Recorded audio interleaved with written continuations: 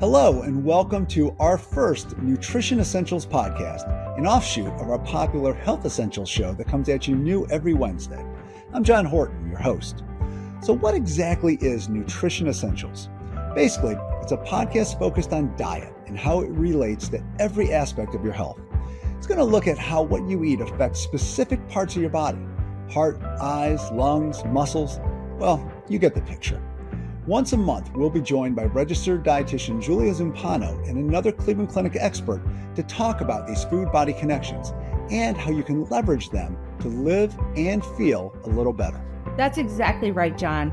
I've been a registered dietitian for almost 20 years and have seen firsthand how what you can eat can make a huge difference in your health. This is why we're so excited about Nutrition Essentials, Julia. And to get us started on this journey of food and health knowledge, we're going to begin in an obvious spot, the gut. Now, anyone who has rolled the dice on a gas station burrito and lost that gamble understands the relationship between food and your innards. But those ties go far beyond the occasional rumbly tummy after a questionable meal.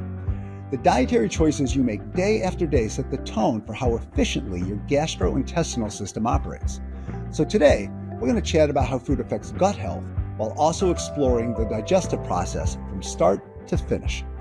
As you might guess, Julia will handle the input part of that process by looking at the food we eat. The long and winding road to the eventual output falls in the domain of our second guest.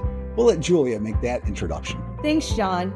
As we know, everything you eat and drink makes its way into your stomach and eventually works through your digestive system. What you consume will help you determine how well your system functions.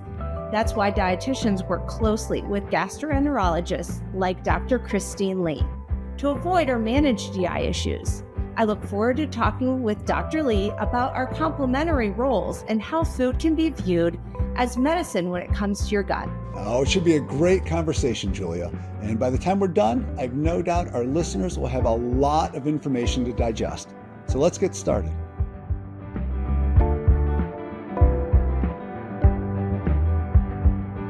Dr. Lee, thanks so much for joining Julia and me for the debut of the Nutrition Essentials podcast.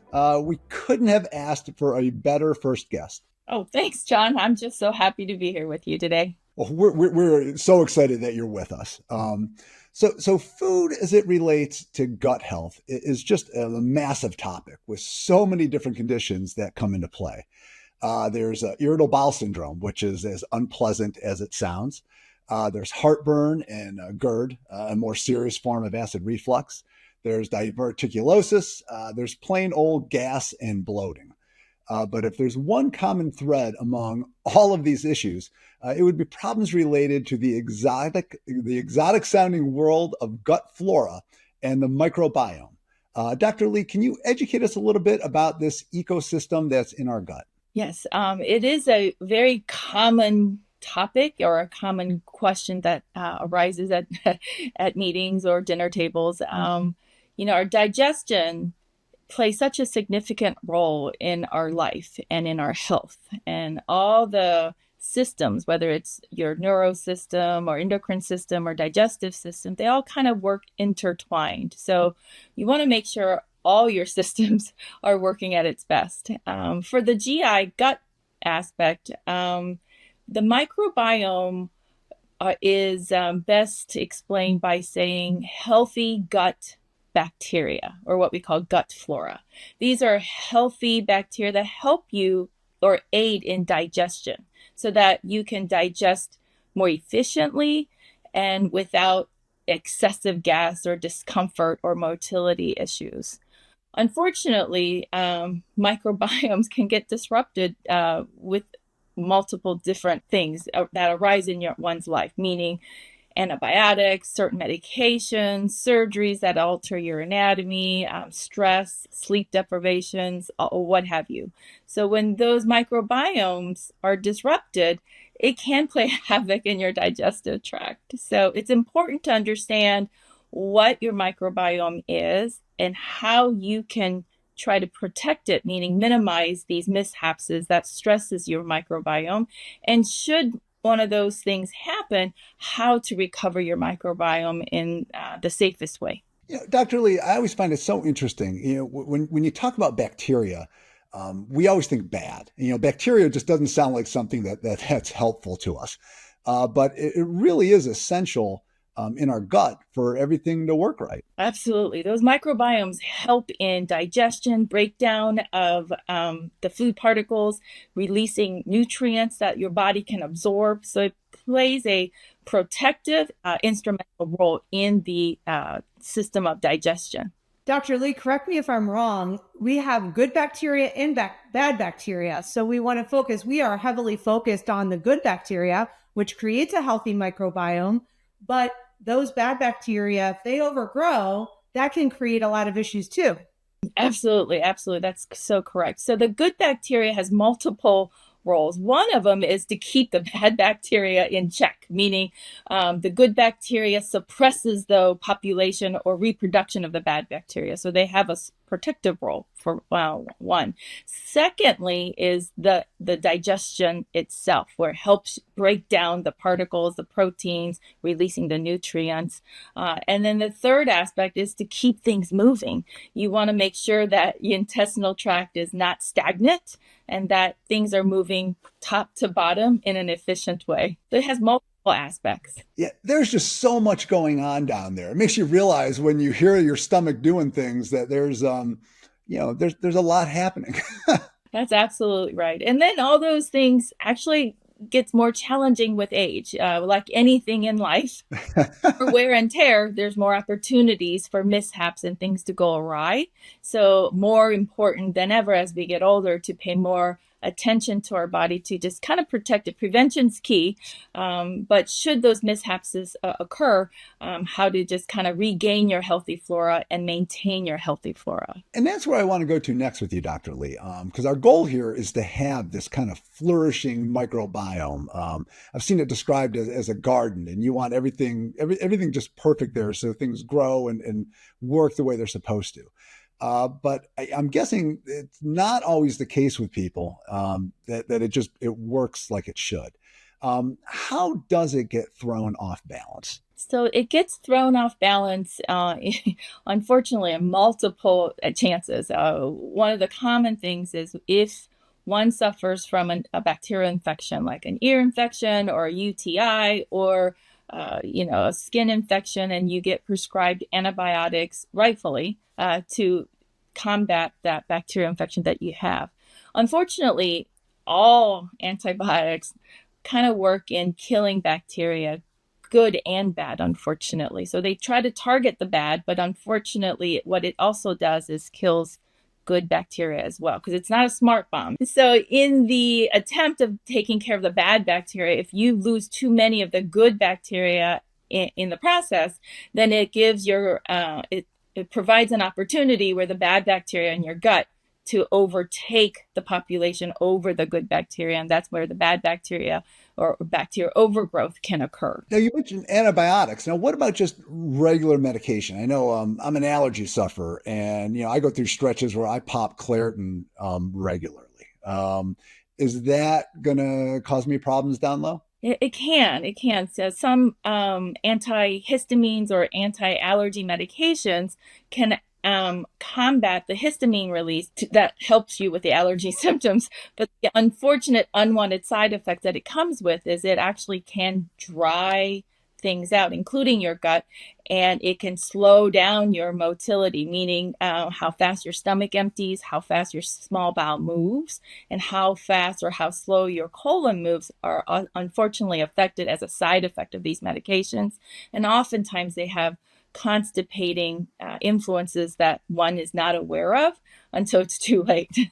Nothing's ever easy, So unfortunately, it's not limited to just allergy medications. There are a long list of medications that have unwanted side effects, bladder spasm medications, or even some heart medications that control your heart rate and blood pressure can also slow down your motility in the colon. Now, again, heart always trumps the colon, so you have to take it. That's more important, but understand that they come at a cost. So if it comes with an unwanted side effect, then you want to be proactive and take some probiotics or medications that help combat the motility slowdown, meaning take some laxatives so that you don't get the constipation. You want to be proactive.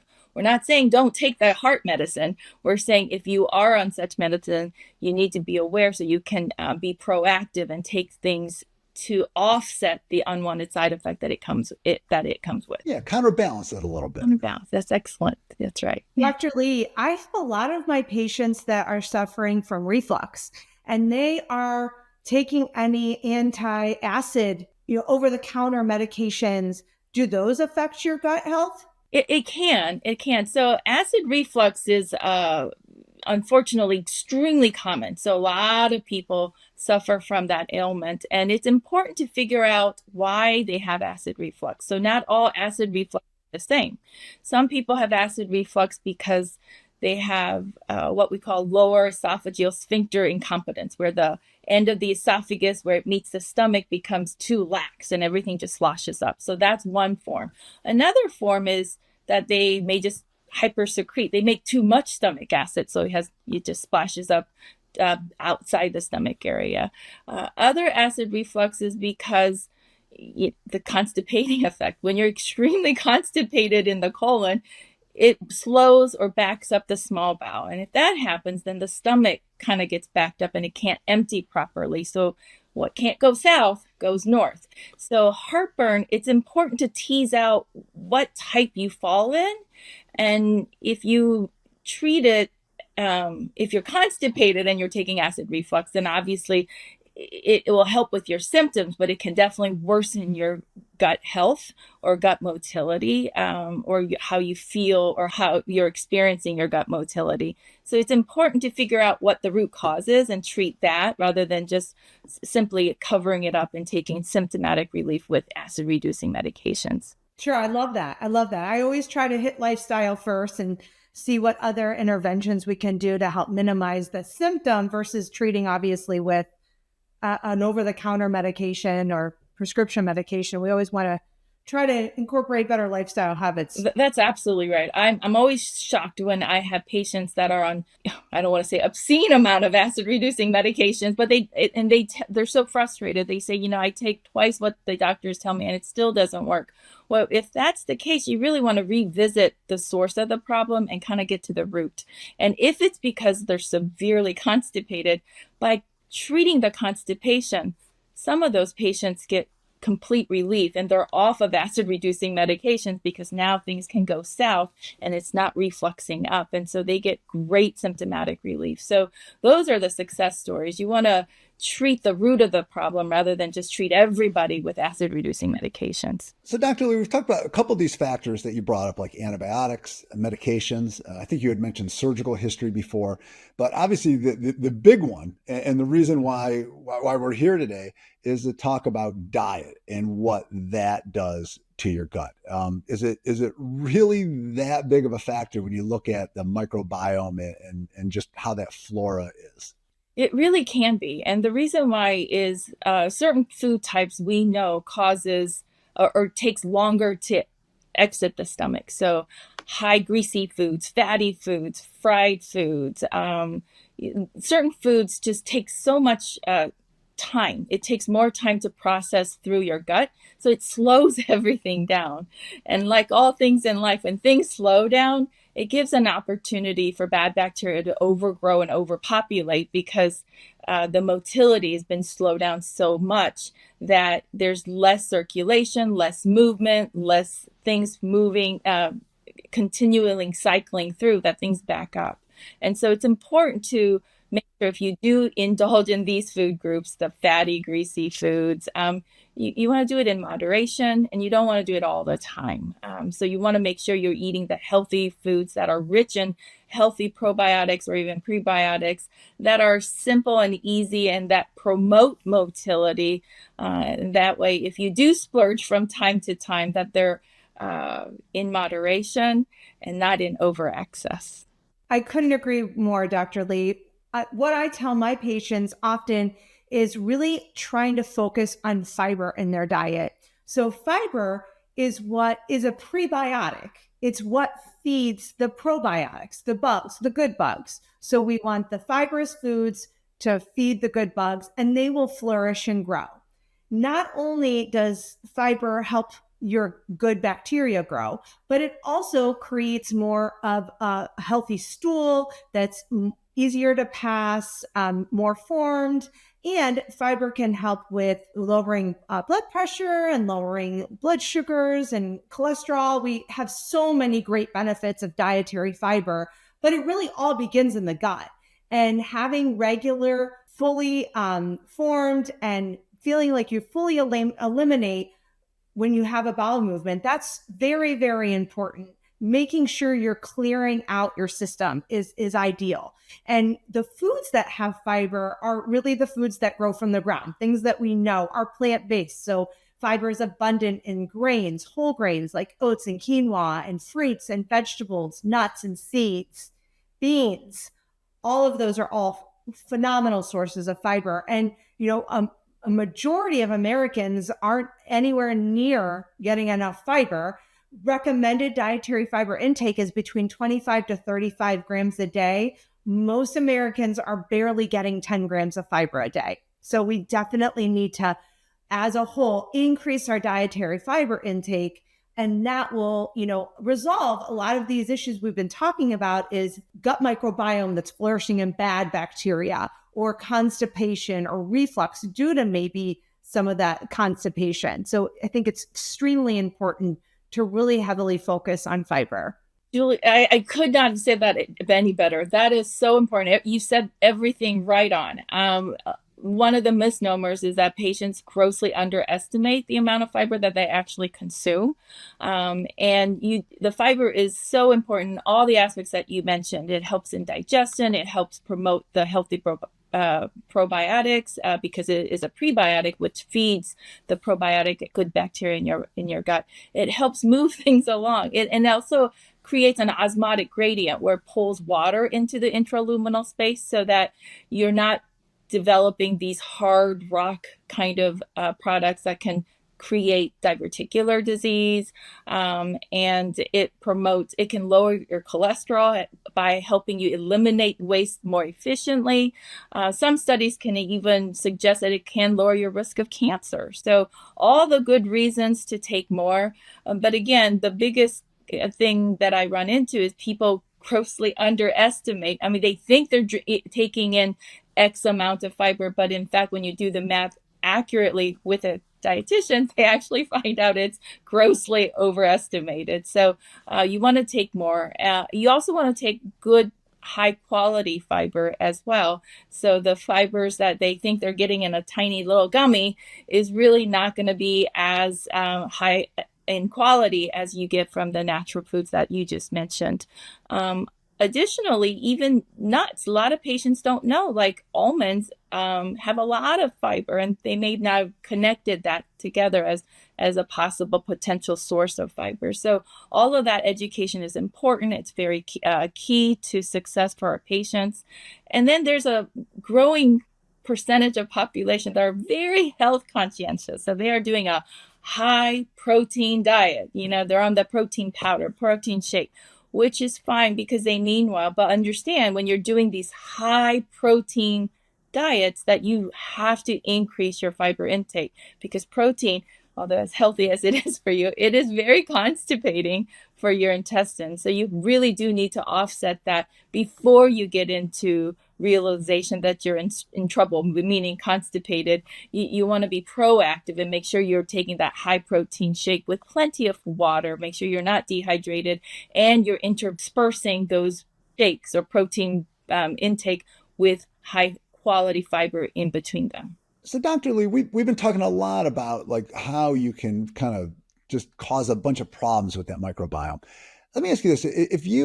I know you have tools where you can go in there and actually look at things. Like, what does a depleted microbiome look like? So that's hard to say from from an imaging standpoint. So microbiome's microscopic level. So you won't be able to see that from a CT scan or an X-ray.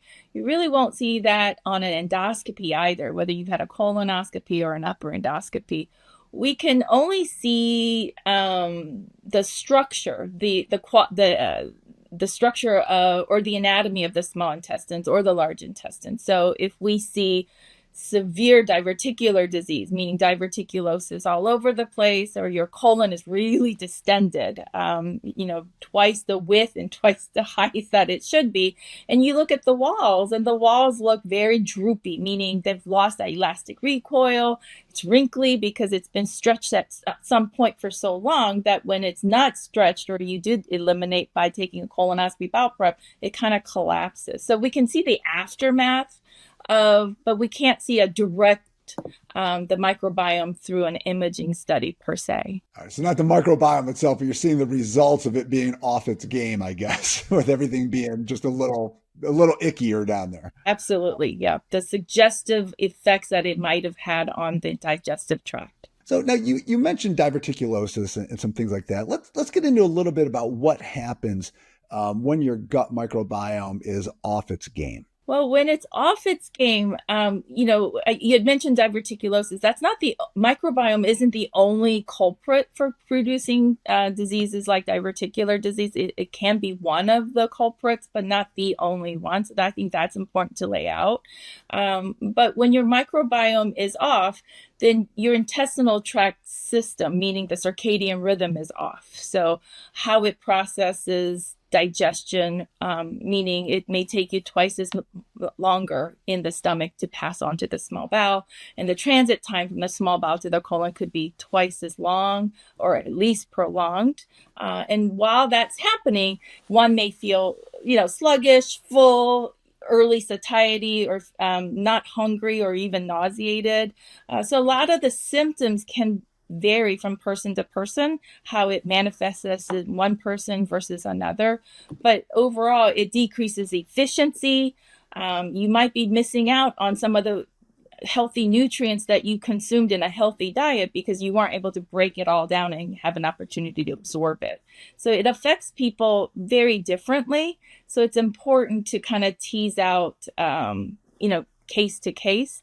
Again, I don't want to say microbiome is the only reason that people suffer from diverticular disease, but it can be one of the culprits. Yeah, it sounds like it's a contributing factor a lot of times. Yeah, absolutely. So, John, I want to mention a couple of the foods that can definitely decrease the healthy gut bacteria and promote growth of bad bacteria. So Dr. Lee beautifully explained some of those already.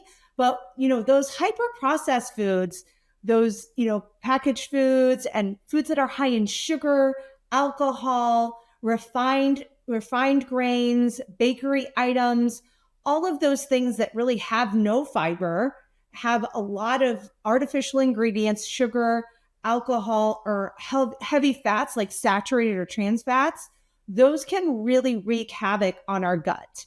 They can definitely decrease the good bacteria because you have no fiber to allow them to grow, and then they can help promote the bad bacteria to grow. They will further exacerbate symptoms of reflux and constipation, and can even lead to other symptoms like stomach pain, abdominal pain, or bloating.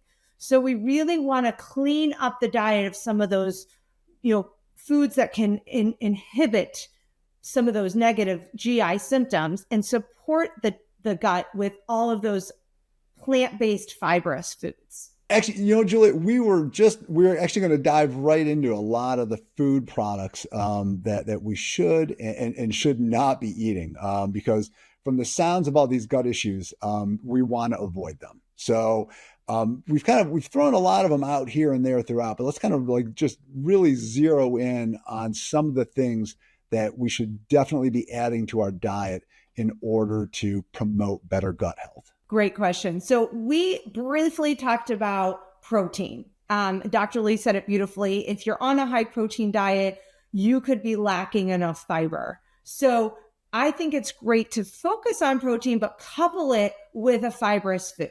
So for instance, if you're making a protein shake, I always recommend throwing some greens in a protein shake and maybe some fruit, some chia seeds and flax seeds. So I pack that protein drink with a ton of fiber. So you could easily pack 10 to 15 grams of fiber in.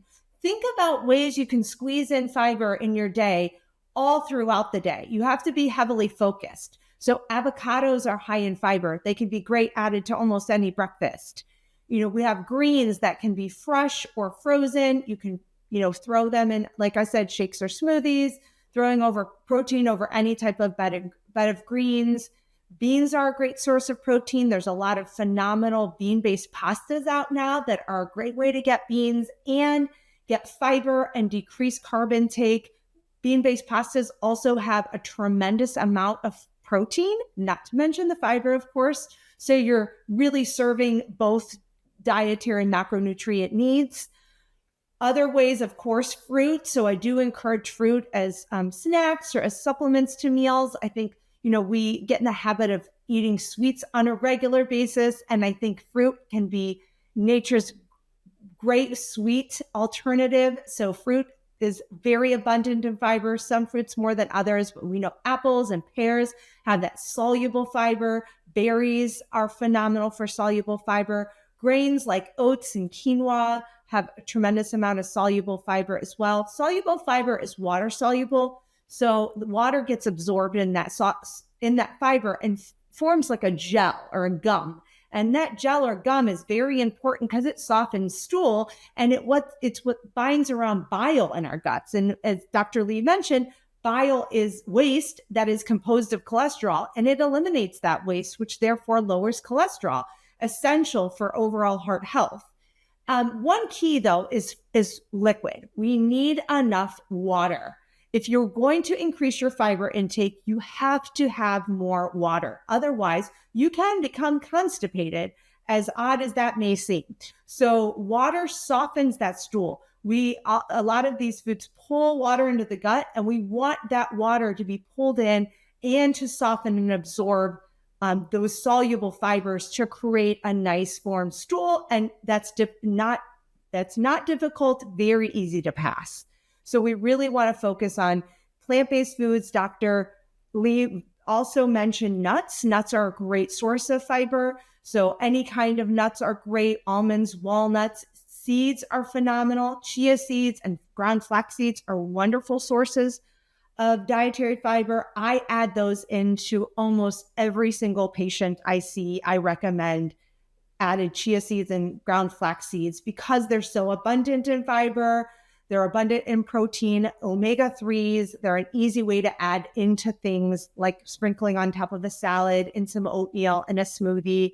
So a lot of ways that you can think of what you're already eating and how can we add a little fiber to that meal and that snack. Every time you eat, you want to look at your plate and say, what on this plate is a good source of fiber?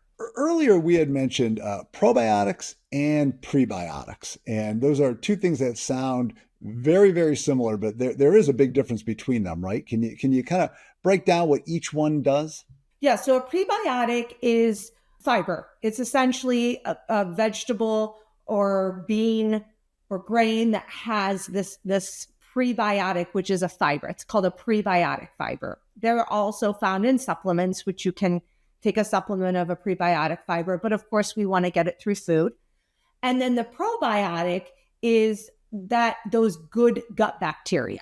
So the good gut bacteria are called those probiotics, and they're found in foods like kimchi and kefir and fermented foods. So you can find probiotics in things like yogurt too, right? I mean, yeah, those yogurt, are the live cultures in yogurt that you always look at and in, go, what is in here that's living, right?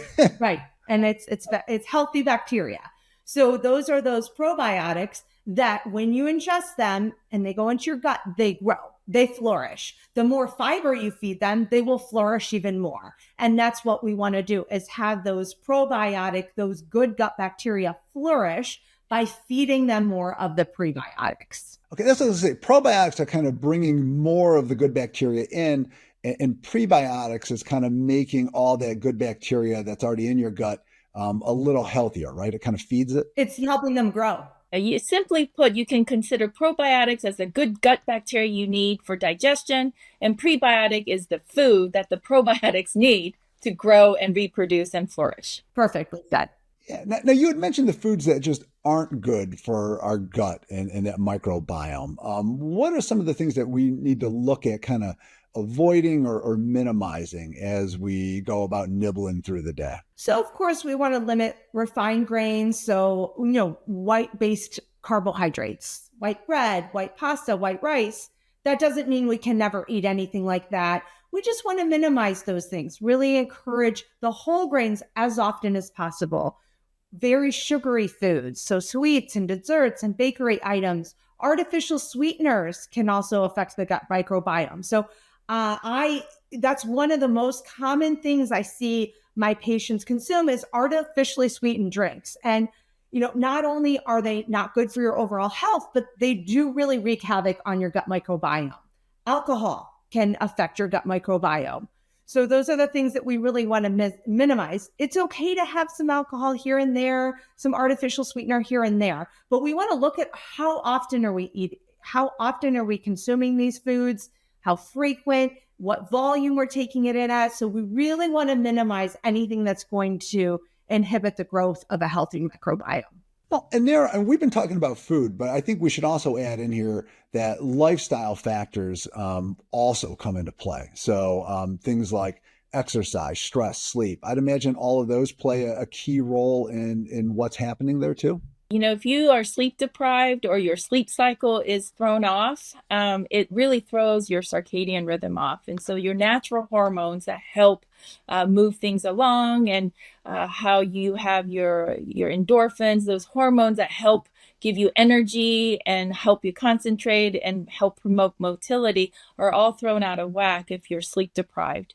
Additionally, it's if you have a job, a sit-down job, office work or executive work, and you're 8-9 hours a day, you have to be sitting.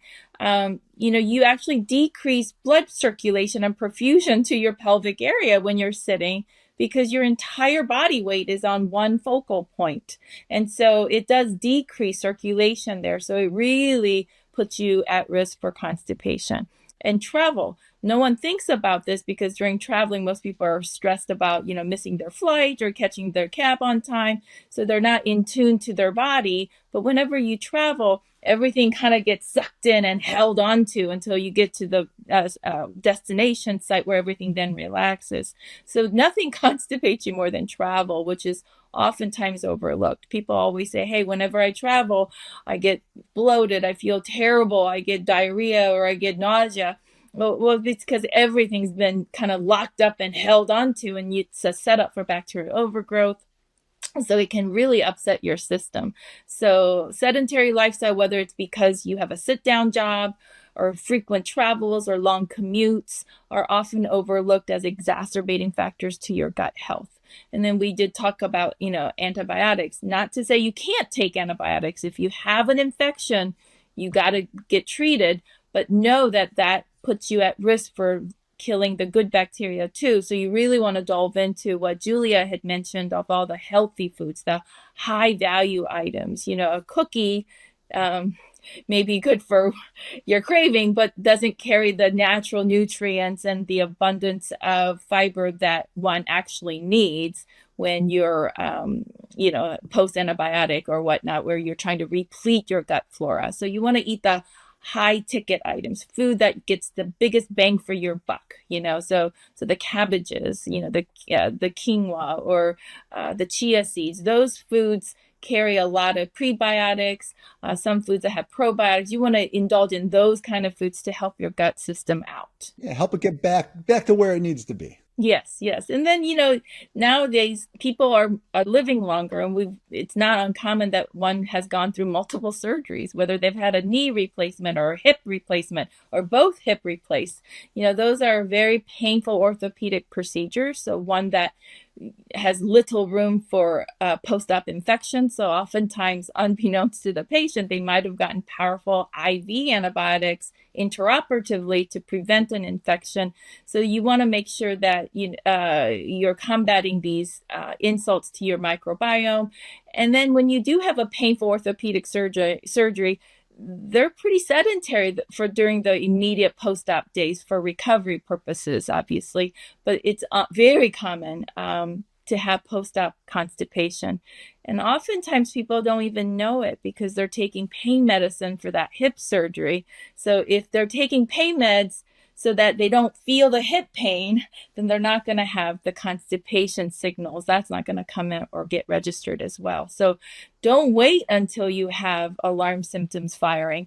Be proactive and make sure that you're eating all the healthy foods that Julia had mentioned. Those are excellent advice. I couldn't have said it better myself. I wish I could tape record her and replay it over and over again because it's so helpful and it can prevent so many things that happen that patients suffer from, whether it's, burping, heartburn, dyspepsia, irritable bowel, diverticulitis, bowel obstructions, all of those things can be prevented if you're really proactive. Well, this is why we have the podcast, so they can go back and listen to those words of wisdom whenever they need them. Yes, so I'm always surprised that we have to reinvent the wheel with every patient. So I am a strong advocate for these podcast opportunities because this is where we can get the word out in masses, and so that we can do it all at once rather than reinvent the wheel individually.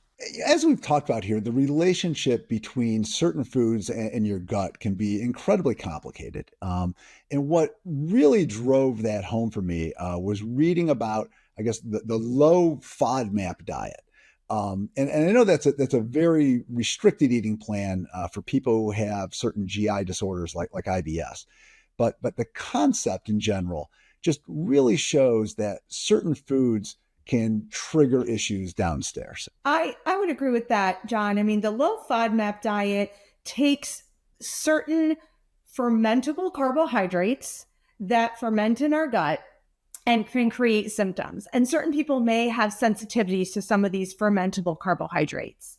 And the low FODMAP diet eliminates some of these fermentable carbohydrates, or most of them, to see if it can really resolve some of the symptoms. So essentially, this is a form of an elimination diet. So we do, as dietitians, we will guide someone through an elimination diet, whether it be a FODMAP or dairy or gluten or whatever, may be triggering some of your GI symptoms. But in the end, really, what's most important is to cut out the junky food, increase the fibrous foods, and see if the symptoms go away first before you're eliminating food groups. As a dietitian, I am trying to add food to people's diet, not take away. My goal is to flourish people's nutrition, not start to remove all of these healthy foods, because some of these fermentable carbohydrates, most of them are plant-based foods and they're extremely healthy for the body. So in some cases, a low FODMAP diet can be very beneficial to decrease symptoms, but that should only be followed in a short period of time for purposes of an elimination diet. So really meeting with a registered dietitian to walk you through the process of a low FODMAP diet, the elimination diet, and properly adding the foods back in within a month. Because if you follow it longer than that, you risk the chance of having multiple nutritional deficiencies. And that's not where we want to go. We want to improve health, not start to, decrease the quality of health here. So I think it's very important, if you feel that there are certain dietary triggers, to work with a dietitian or even follow your own slight elimination diet. You think dairy triggers something? Cut it out for a week or two. Does your symptoms decrease? Great. You're probably, sensitive to dairy. Find out, add small servings of dairy back in very small portions, and see what your threshold is. Most people have a little threshold. So, or find if there is a specific dairy trigger, is it all of it? So you can do small experiments on your own, but our goal is really to minimize what we're removing and more adding whole foods. I was going to ask, how many of these food-related GI issues are personal and just specific to each individual? Not all irritable bowel syndrome patients are the same. You don't want to impose what works for one patient on another person. They're uniquely different. So it's important to kind of sit down one-on-one and find out what your triggers are. And more importantly, why are those your triggers? So I really love the fact that Julia said she really works on adding food to the patients rather than taking away. So when they're suffering, you do need to seek help from the expert like Julia, who can guide them through their symptom relief with a temporizing FODMAP restricted diet so that they can temporarily not feel so much discomfort during that period of time. But in that time, you need to make sure you find out, why are those your triggers? Why can't you tolerate fermentable foods like everyone else? Once you get to the why, then you can fix that. Then eventually Julia can help you put that back into your diet. So I'm all about that. I really, it breaks my heart when I see people are on such a restrictive diet for an infinite amount of time, because that doesn't cure you of anything. It just tells you to avoid that for the rest of your life. You don't really want that. You want to know, why is that your trigger? Why can't you tolerate that particular fermentable food when someone else can? Once you get to the why, then you can get to the solution, and then she can help you add that back into your diet so that you don't miss out on that nutrients or nutritious food. So you can have variety back into your life. But until that happens, you are going to need the expert assistance from dietitian to help you guide through your gluten-free living or FODMAP restrictive diet during that period as you figure out the whys. So, Dr. Lee, I mean, building on that, when you first see a patient who's dealing with GI issues, how much of a focus do you put on diet while trying to find a cause or even a solution? Yeah, my focus is on the patient. I let them talk. Oftentimes you'll be shocked how much information you can glean. The patient actually has all the information there. They may not know which one's important and which one's irrelevant, which one's very relevant. So you just let them talk. If they tell you their history, they will pretty much tell you their story, meaning the diagnosis can be narrowed greatly just by listening to them.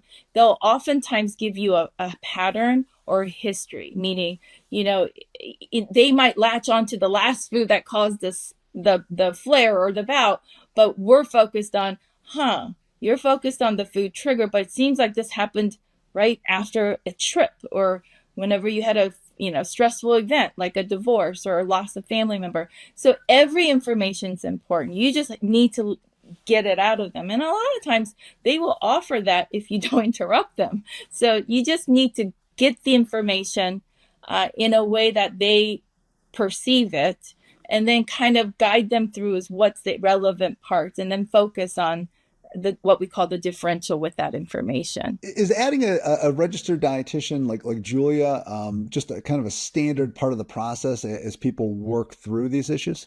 They're absolutely vital. A multidiscipline approach is the key of success. This is not a one-man shop. So if we have the luxury, the clinic, we're very blessed that we have a robust nutrition team or dietitian team, colleagues to work with. So we're very fortunate in the setting that we practice.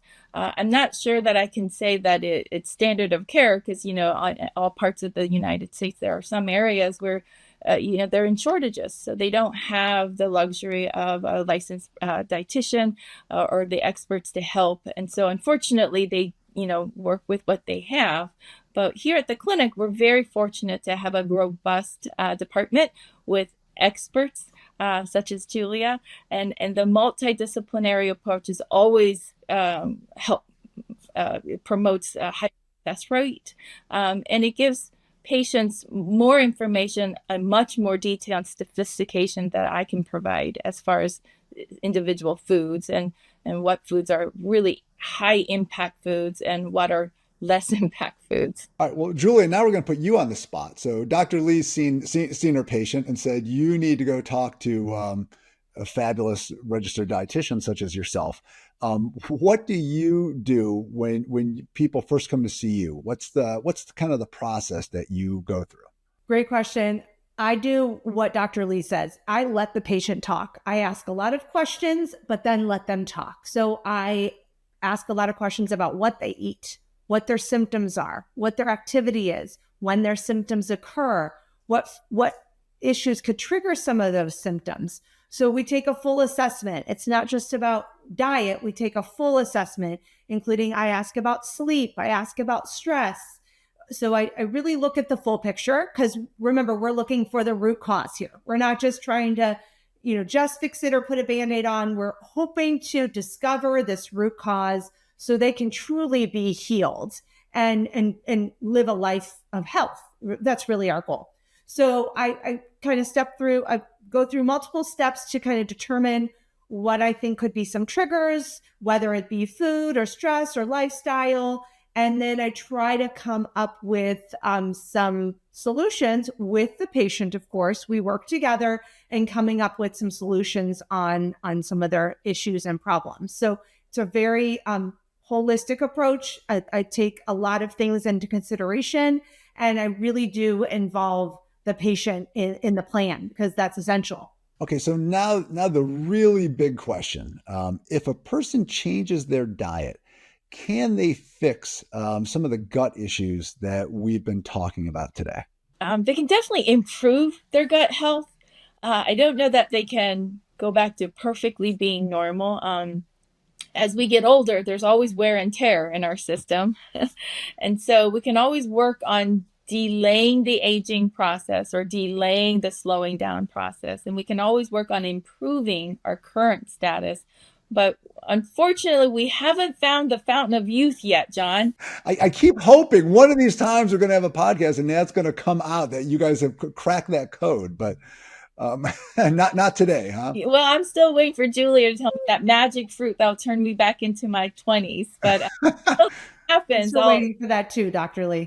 But until then, we can definitely improve our gut health, but we can't really reverse the clock. I guess, can people tame some of those symptoms? Because obviously we've talked a lot of the things you brought up. There's a lot of discomfort and just, it's not a good feeling. So if you do start eating more fruit and veggies and mixing in the legumes that you were talking about and the whole grains, will it create kind of that healthier gut that will make some of those problems just really be minimal, and then you can, go about your day without having to worry about things kind of tumbling and going all tumbly-turvy down there. Absolutely. I've had the luxury of or the opportunity to practice at the clinic for a couple, over a decade now. So I've had followed patients, over a decade of time.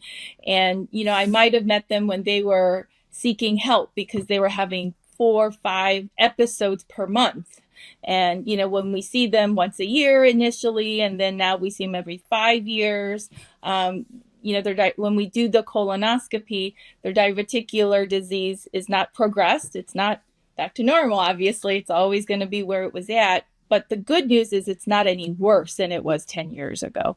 And then when I talk to them, they're like, well, I barely have 1 episode a year now. And that one was having 5 to 7 a month. And, they couldn't get into our office fast enough and they wanted to be seen every 3 months. But now we see them once every 5 years.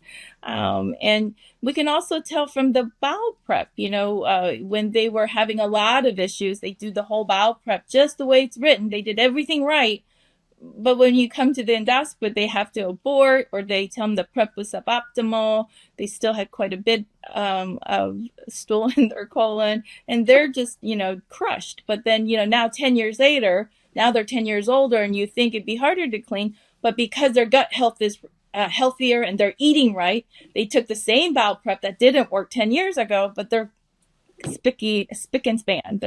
I always joke with him, it's clean enough, you can have a picnic in there. And so sometimes just stopping the progression can be the goal. And that's really rewarding and satisfying. Julia, I think you've seen the same sort of positive effects. Yeah, I would agree. I mean, we're really we can definitely minimize symptoms, improve symptoms, come up with a plan when flare-ups, because they happen, when flare-ups and bouts of uncomfortableness happen, the recovery of that is much quicker. We develop a plan on how to get that recovery, quicker, and that actual flare-up be much less intense than normal. So overall, the whole picture just improves, and over time, if the diet continues to improve, because of course we don't expect anyone to change overnight. That's not the expectation. But as the diet continues to improve, the symptoms will continue to improve.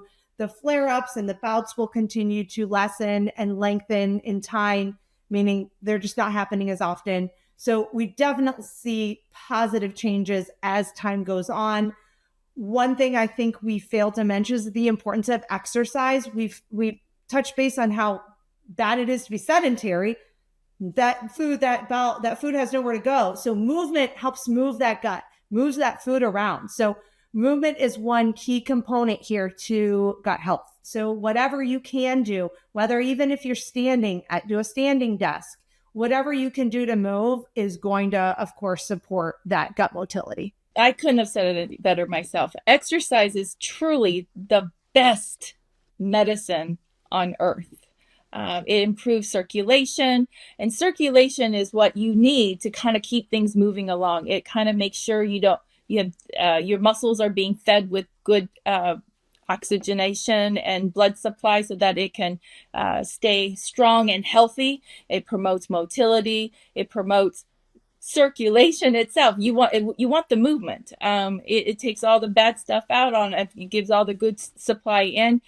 Exercise, hands down, is the best medicine on earth. Helps your mood too. Provides more energy, supports organs health. It's single-handedly the most powerful medication that you can prescribe to a patient. Unfortunately, underutilized. So it is key to health. It's key to longevity. It's key to cure.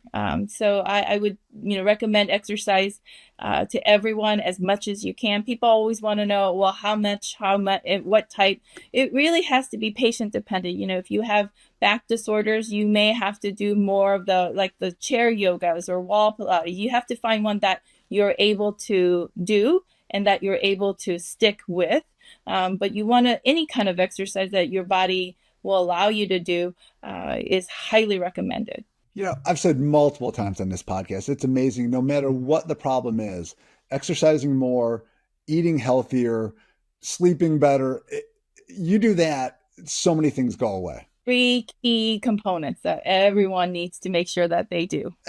From everything that we've talked about and learned today, it sounds like a healthy gut leads to a happy gut and definitely a happier you. So before we say our goodbyes, though, since I have both of you here, I want to just find out if there's any other tips or advice or things you'd like to add in regarding GI health and food choices.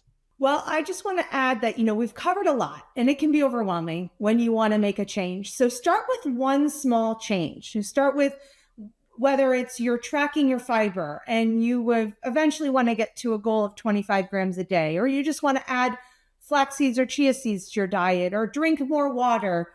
Any change is a positive change. So just think of it in small movements, small positive goals, and then eventually build and build and build, and you'll get to your optimal state, whatever that is for you. So I think it's really important to, not get overwhelmed, and because oftentimes people can't get overwhelmed and then they're like, well, forget it, I can't do all this.